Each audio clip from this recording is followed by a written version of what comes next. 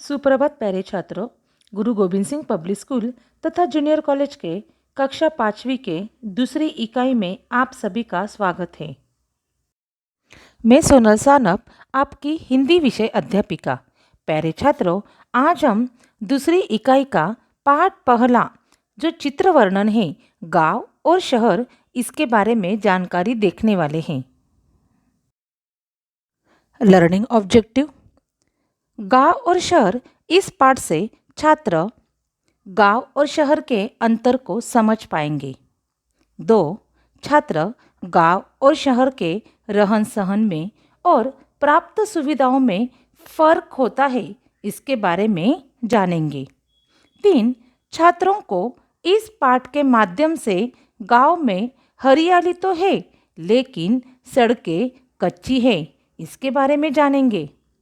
और 4. शहर में हर घर को सड़क से जोड़ा गया है, यह अंतर समझेंगे।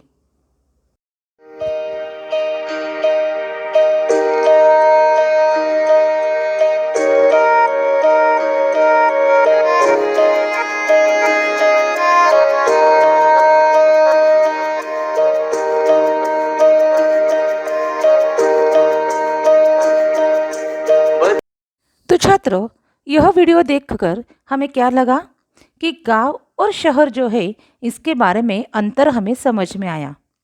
हमारे देश में गांवों की संख्या अधिक है। महात्मा गांधी जी इस तथ्य से परिचित होने के कारण वे गांवों के उत्थान के पक्षपाती हैं। आत्मनिर्भर होने पर देश उन्नत होता है। किसी भी प्रगत राष्ट्र से टक्कर ले सकेगा और शहरों में बढ़ती आबादी पर रोक लगेगी। शहरों में उपलब्ध सुविधाएं सबको मिल पाएगी। तो छात्रों, गांव और शहर, इस पाठ में हमें 2 चित्र दिए गए हैं।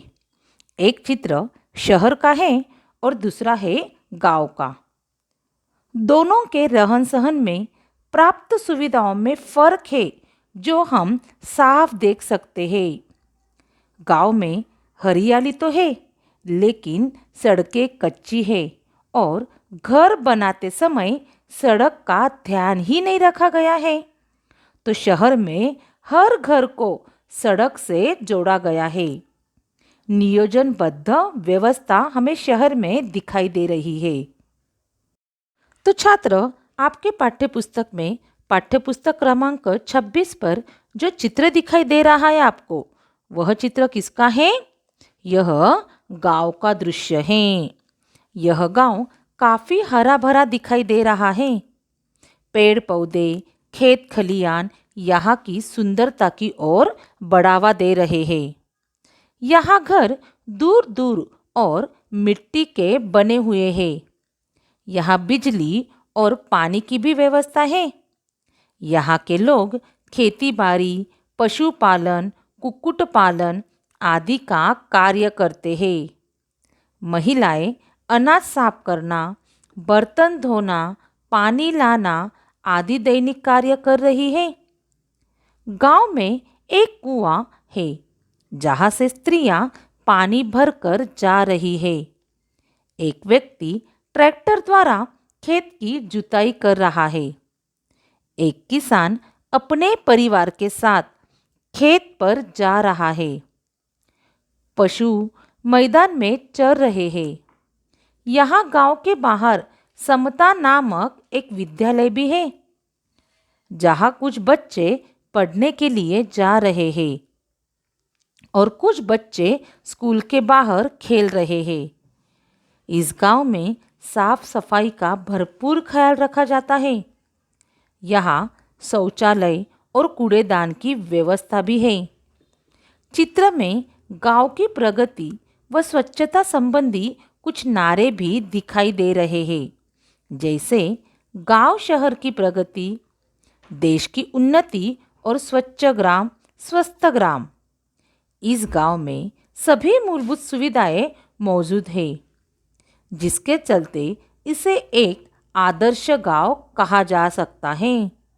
दिखाई दे रही है सब सुविधाएं आपको गांव की।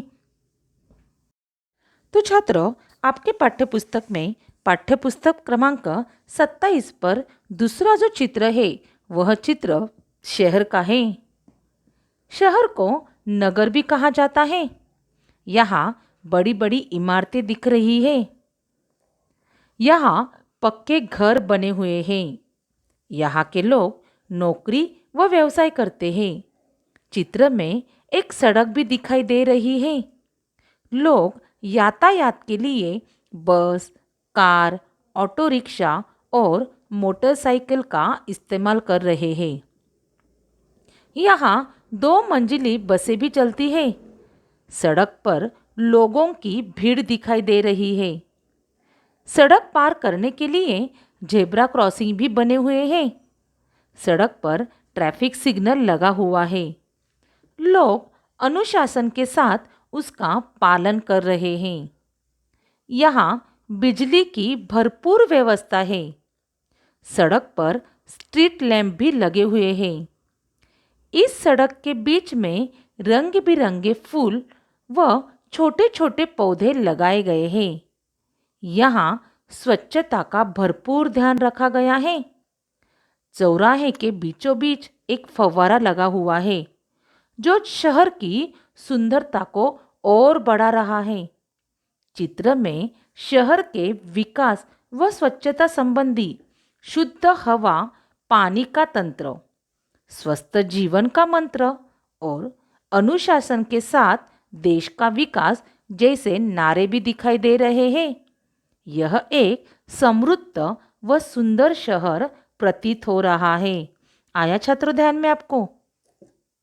तो छात्रों, आज हमने गांव और शहर के बारे में जानकारी देखी। उनमें जो अंतर है इसके बारे में हमें समझ में आया। तो गांव के चित्र जो है, आजकल गांव की स्थिति बदल रही है। निर्धनता, अशिक्षा, शोषण जैसी बातें अब धीरे धीरे लुप्त हो रही है। चित्र में समता विद्यालय की इमारत और वहाँ पढ़ने वाले बच्चे नजर आते हैं। खेती के लिए ट्रैक्टर का भी इस्तेमाल, स्वयं रोजगार, काम में लगी महिलाएं प्रगतिशीलता का प्रतीक है। शौचालय और कूड़ेदान की व्यवस्था भी है, क्योंकि वे भी अब जानते हैं कि स्वच्छ ग्राम स्वस्थ ग्राम। आया ध्यान में? तो गांव के साथ साथ ही हमने शहर के बारे में भी जानकारी देखी। शहरों में सुविधाएं तो हर तरह से उपलब्ध कराई जा रही है। आजकल उसकी सुंदरता को बढ़ाने की ओर भी ध्यान दिया जा रहा है। यातायात के नियमों का पालन शहरवासियों द्वारा अपेक्षित है। एक जगह से दूसरी जगह जाने के लिए बस सुविधा उपलब्ध है। रोगी को अच्छे से अच्छे इलाज देने के लिए बड़े बड़े अस्पताल हैं। बिजली पानी की व्यवस्था है। बड़ी बड़ी इमारतें हैं। चौराहे पर फव्वारा, सड़क के बीचों बीच पौधे उगाए हैं जो शहर को सुंदर बना रहे हैं। प्रदूषण की समस्या का हल ढूंढा जा रहा है।